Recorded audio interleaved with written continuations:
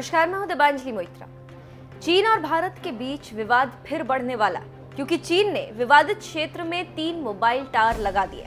ये तो आप जानते ही हैं कि पिछले 2 सालों से चीन और भारत के बीच विवाद बढ़ा है। इस मसले को हल करने के लिए कई दौर की बातचीत हो चुकी, लेकिन इस मसले का हल अभी तक नहीं निकल पाया।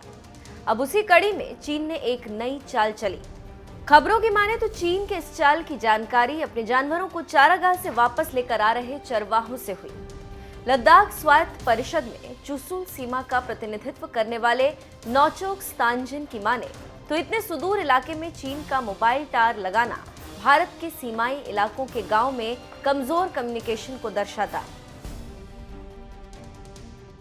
चीन इतने सुदूर इलाके में 4G टावर लगा रहा है।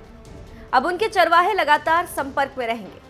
हमारे चरवाहे एक बार जब अपने पशुओं के साथ निकलते हैं तो उनसे संपर्क करना मुश्किल होता है। हालांकि सीमा पर 2 गांव ऐसे हैं जहां 2G सर्विस है, लेकिन वहां भी कमजोर सिग्नल वाली दिक्कत है। चीन के टावर वाली कुछ पिक्चर्स भी ट्वीट की गई, जिन्हें चरवाहों ने खींची थी। हालांकि हम इसकी पुष्टि नहीं कर सकते।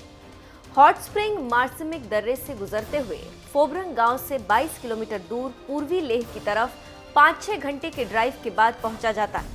फोबरंग गांव से पश्चिमी इलाका और चांगथांग की घाटी एवं चुमार के पूर्व तक के इलाके में टेलीकॉम कनेक्शन कमजोर। जानकारों की माने तो ये चीन का एक खतरनाक संकेत हो सकता है, क्योंकि एक तरफ रूस यूक्रेन युद्ध चल रहा है तो दूसरी तरफ चीन भारत और ताइवान को लेकर कुछ खुराफात खोज रहा है।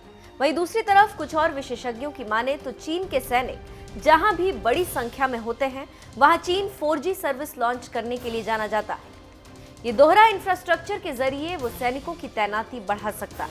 इसके साथ ही साथ भारत ने भी खुरनाक पोस्ट से 20 किलोमीटर दूर 400 मीटर लंबा और 8 मीटर चौड़ा एक पुल बनाया। ये चुशुल सब सेक्टर के दक्षिणी किनारे पर स्थित है। तो ऐसा नहीं है कि भारत कुछ नहीं कर रहा, भारत भी बहुत कुछ कर रहा है।